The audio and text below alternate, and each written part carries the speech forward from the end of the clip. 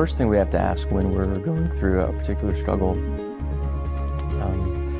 is, why am I feeling the way I'm feeling about this? Let's take the idea of anger.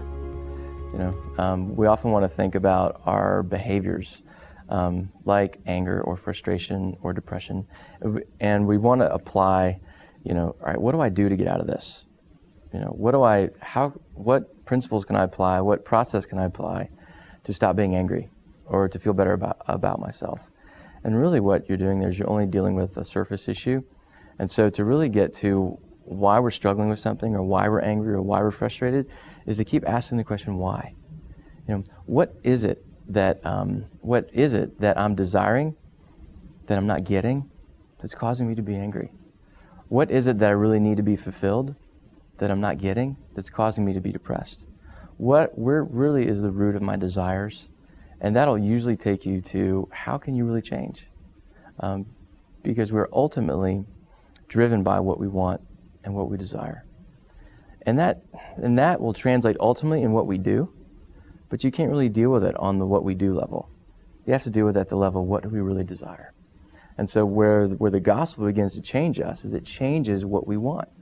Because then God is presented to us as something so much more desirable, so much better for us than whatever we're off chasing on the side.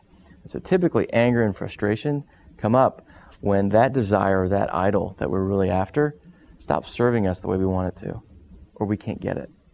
And so what we find in the gospel is that God is completely satisfying.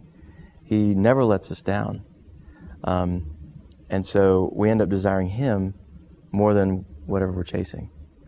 And so that can eliminate frustration. That can eliminate depression. If that's really grasped, that'll really eliminate a lot of anger that we experience. Probably one of the most direct texts that help us deal with the root of our issues, the root of our anger, the root of our quarrels, the root of our struggles, is really the first verse in chapter 4 of James. What causes quarrels and what causes fights among you? Is it not this, that your passions are at war within you? You desire and you do not have, so you murder. You covet and cannot obtain, so you fight and you quarrel.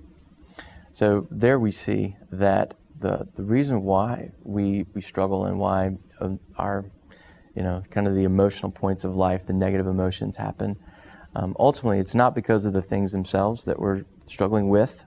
It's because because we're driven by what we want, by what we need, what we think we need. And so the gospel begins to change us by changing us at the level of our desires and the level of what we think we really need to survive. And so when the gospel really makes sense in a person's heart, God becomes satisfying. When we become reconciled to the God of the universe, the one who created us to enjoy Him instead of enjoying His creation so much, when we really return to who God is and His goodness for us, our desires for other things tend to diminish. And so then our quarrels tend to diminish because often we're desiring, like it says here, and we cannot have. And so it's those passions and those desires for things that are not God. When those change, we change.